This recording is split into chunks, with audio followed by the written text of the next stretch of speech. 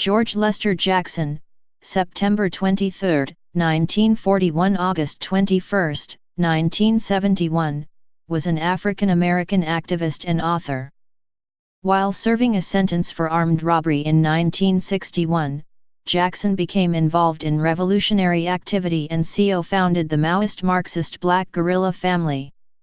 In 1970, he was charged, along with two other Soledad brothers, with the murder of prison guard John Vincent Mills in the aftermath of a prison fight. The same year, he published Soledad Brother, The Prison Letters of George Jackson, a combination of autobiography and manifesto addressed to a Black American audience. The book would become a bestseller and earn Jackson personal fame. In 1971, Jackson took several guards and two inmates hostage in a bid to escape from San Quentin Prison. However, the incident ended with Jackson being shot and killed by a guard, in addition to the deaths of 5 hostages. Biography. Born in Chicago, Jackson was the second son of Lester and Georgia Bea Jackson's 5 children. He spent time in the California Youth Authority Corrections Facility in Paso Robles due to several juvenile convictions including armed robbery, assault, and burglary. In 1961, he was convicted of armed robbery, stealing $70 at gunpoint from a gas station, and sentenced to serve 1 year to life in prison. During his first years at San Quentin State Prison, Jackson became involved in revolutionary activity, where he allegedly assaulted guards and inmates. Such behavior, in turn, was used to justify his continued incarceration on an indeterminate sentence. He was described by prison officials as egocentric and antisocial. In 1966, Jackson met and befriended W. L. Nolan, who introduced him to Marxist and Maoist ideology. The two founded the Black Guerrilla Family in 1966 based on Marxist and Maoist political thought. In speaking of his ideological transformation, Jackson remarked, "I met Marx, Lenin, Stalin, Engels, and Mao when I entered prison and they redeemed me." As Jackson's disciplinary infractions grew, he spent more time in solitary confinement, where he studied political economy and radical theory. He also wrote many letters to friends and supporters which would later be edited and compiled into the books Soledad Brother and Blood in My Eye, bestsellers that brought him a great deal of attention from leftist organizers and intellectuals in the US and Western Europe.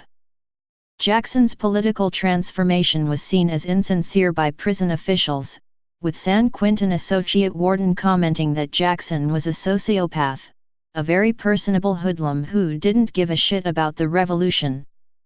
He amassed a following of inmates, including some whites and Hispanics, but most enthusiastically with other Black inmates.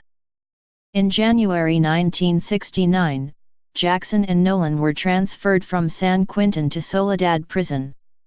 On January 13, 1970, Nolan and 2 other Black inmates were shot to death by Corrections Officer O.P.G. Miller during a yard riot with members of the Aryan Brotherhood. Following Nolan's death, Jackson became increasingly confrontational with corrections officials and spoke often about the need to protect fellow inmates and take revenge on guards for Nolan's death in what Jackson referred to as selective retaliatory violence.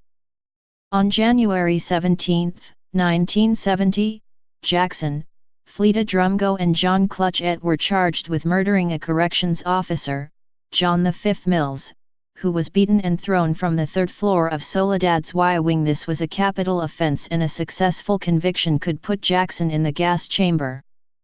Mills was purportedly killed in retaliation for the shooting deaths of 3 inmates by Miller, the previous year. Miller was not convicted of any crime, a grand jury ruling his actions to be justifiable homicide. Marin County Courthouse Incident. Main article, Marin County Courthouse Incident. On August 7, 1970, George Jackson's 17-year-old brother Jonathan Jackson burst into a Marin County courtroom with an automatic weapon, freed prisoners James McLean, William A. Christmas and Ruchell McGee, and took Judge Harold Haley, Deputy District Attorney Gary Thomas, and 3 jurors hostage to demand the release of the Soledad Brothers. Haley, Jackson, Christmas, and McLean were killed as they attempted to drive away from the courthouse. Eyewitness testimony suggests Haley was hit by fire discharged from a sawed-off shotgun that had been fastened to his neck with adhesive tape by the abductors. Thomas, McGee, and one of the jurors were wounded. The case made national headlines. Angela Davis, accused of buying the weapons, was later acquitted of conspiracy, kidnapping, and murder. A possible explanation for the gun connection is that Jonathan Jackson was her bodyguard. McGee, the sole survivor among the attackers, eventually pleaded guilty to aggravated kidnapping and was sentenced to life imprisonment in 1975. McGee is currently imprisoned in Corcoran State Prison and has lost numerous bids for parole. Death. On August 21, 1971, Jackson met with attorney Stephen Bingham on a civil lawsuit Jackson had filed against the California Department of Corrections. After the meeting, Jackson was escorted by Officer Urbano Rubico back to his cell when Rubico noticed a metallic object in Jackson's hair, later revealed to be a wig, and ordered him to remove it. Jackson then pulled a Spanish Astra 9mm pistol from beneath the wig and said, "Gentlemen, the dragon has come," a reference to Ho Chi Minh. It isn't clear how Jackson obtained the gun. Bingham, who lived for 13 years as a fugitive before returning to the United States to face trial, was acquitted of charges that he smuggled a gun to Jackson. Jackson ordered Rubico to open all the cells and along with several other inmates he overpowered the remaining guards and took them, along with 2 inmates, hostage. 5 other hostages, guards Jer Graham, Frank DeLeon, and Paul Krastens, along with 2 white prisoners, were killed and found in Jackson's cell. 3 other guards, Rubico, Kenneth McRae, and Charles Breckenridge, were also shot and stabbed, but survived. After finding the keys for the adjustment center's exit, Jackson along with fellow inmate and close friend Johnny Spain escaped to the yard where Jackson was shot dead and Spain surrendered. Jackson was killed just 3 days prior to the start of his murder trial for the 1970 slaying of guard John Mills. 3 inmates were acquitted and 3, David Johnson, Johnny Spain, and Hugo Pinnell, were convicted for the murders.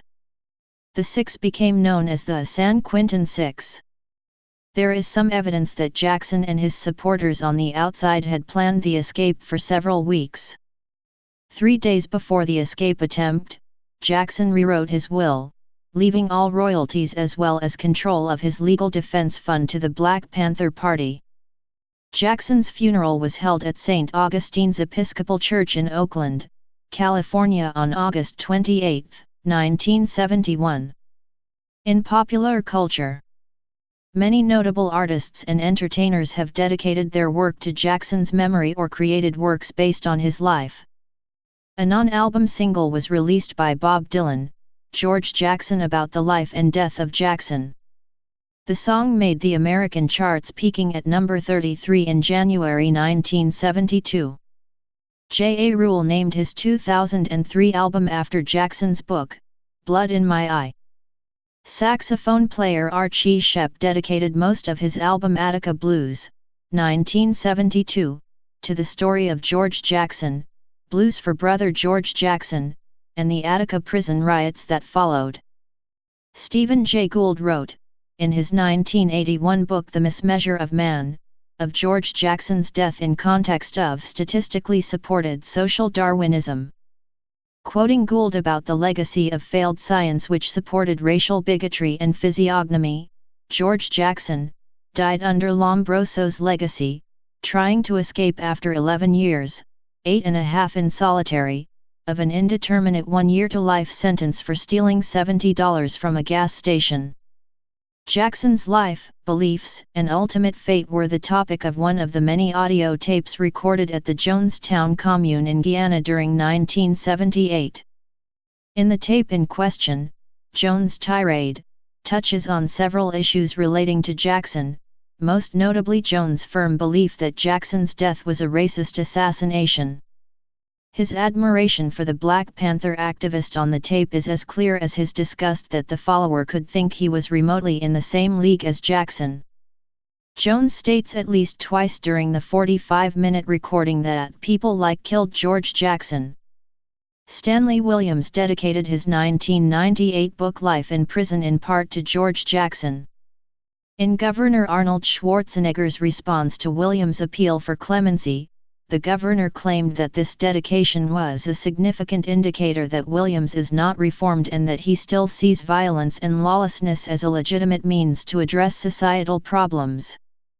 The 2007 film Black August is a retelling of the last 14 months of Jackson's life.